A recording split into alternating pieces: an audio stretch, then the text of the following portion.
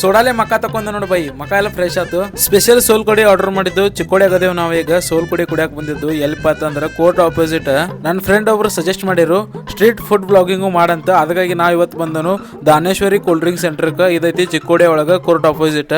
ನೋಡೋಣ ಬರ್ರಿ ಬೈ ಇವ್ರ ಕಡೆ ಏನೇನ್ ಸಿಗ್ತಿದೆ ಅಂತ. ಅಟ್ರೊಳಗ ಸಾಗರನ್ನ ಭೇಟಿ ಆದ್ರು, ಸೋಲ್ ಕೊಡಿ ಮಾತ್ರ ಬೆಂಕಿ ತನಾಕತ್ತಿದ್ರು.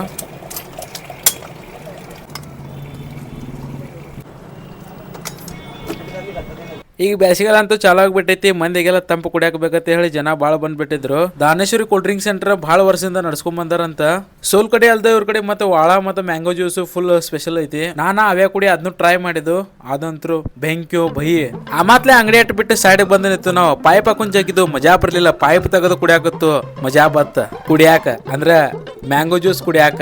ಹಿಂಗ ನಿತ್ತ ಕುಡದ್ನಿ, ಹಿಂಗ ಸ್ವಲ್ಪ ಸರ್ದ ನಿತ್ತ ಕುಡದ್ನಿ. ಅವನ ನಮಗ್ ಕುಡದು ಹಿಂಗ ಚೆಸ್ ಹೊಡೆದು ಲಾಸ್ಟಕ್ಕ ನಾನು ಅವೇ ಕುಡಿ. ಎಷ್ಟು ಹೊಡೆದಿದ್ದು ಚಾಲು ಐತ್ರಿ?